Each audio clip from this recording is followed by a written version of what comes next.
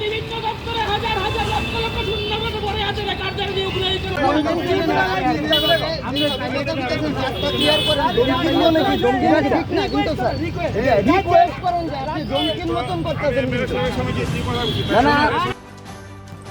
বিধানসভায় নিয়োগ প্রক্রিয়া বাতিল সহ জেআরবিটি, পুলিশ এবং ফায়ার সার্ভিসের ইন্টারভিউ পুরোপুরি বন্ধ নিয়ে সরব হল এসএফআই, টিএসইউ, ডিওয়াইএফআই ও টিওয়াইএফ।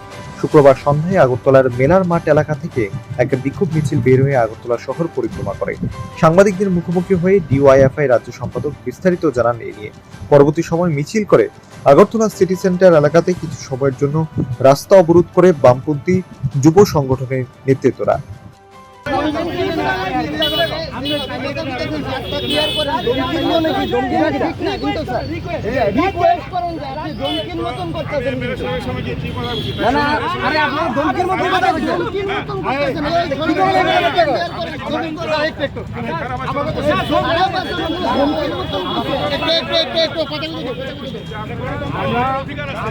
আমরা রাস্তায় দাঁড়াচ্ছি তো, আমাদের মসজিদে রাস্তা সারুন না,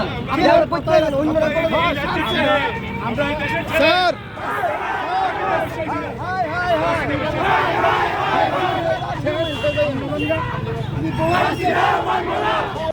রাজ্যে গত 6 বছর যাবৎ বেকার বিরোধী বেকার মারা নীতি নিয়ে বিজেপির নেতৃত্বে সরকারটা চলছে।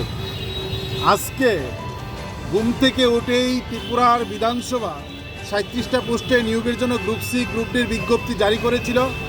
বেকাররা পকেটে টাকা দিয়ে ফর্ম পূরণ করে এই অ্যাপ্লিকেশন পূরণ করে আজকে সেই নিয়োগ প্রক্রিয়া সম্পূর্ণভাবে অ্যাসেম্বলি বাতিল করে দিয়েছিল।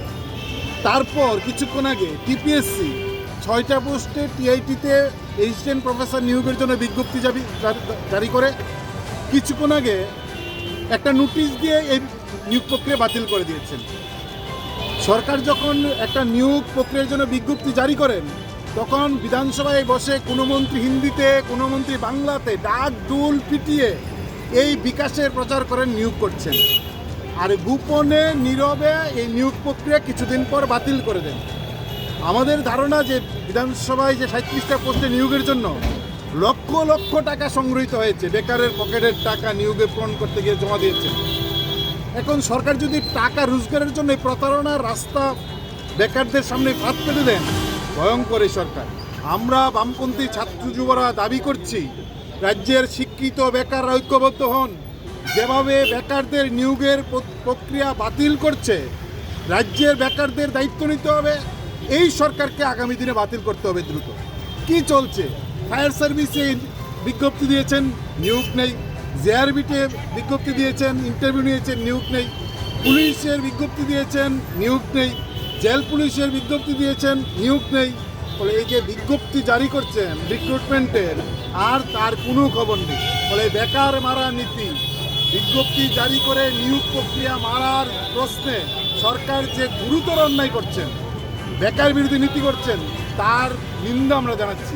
এবং আমরা খবর পাচ্ছি এই যে সরাসরি সরকারি দপ্তরে সরকারি নিয়োগ, এটাকে বেসরকারিভাবে কোনো পরীক্ষা ছাড়া, কোনো ইন্টারভিউ ছাড়া আউটসোর্সিংয়ে কীভাবে নিয়োগ করা যায়, নিজের ঘরের ছেলেদের বেআইনি বাঁকা পথে আউটসোর্সিংয়ের নাম করে বিনা ইন্টারভিউতে কীভাবে নিয়োগ করা যায়, তার জন্য অ্যাসেম্বলিতে এই প্রক্রিয়া বাতিল করেছেন। আমরা তার নিন্দা জানিয়ে বেকারের কাজের দাবিতে আমরা এই মিছিল সংগঠিত করছি।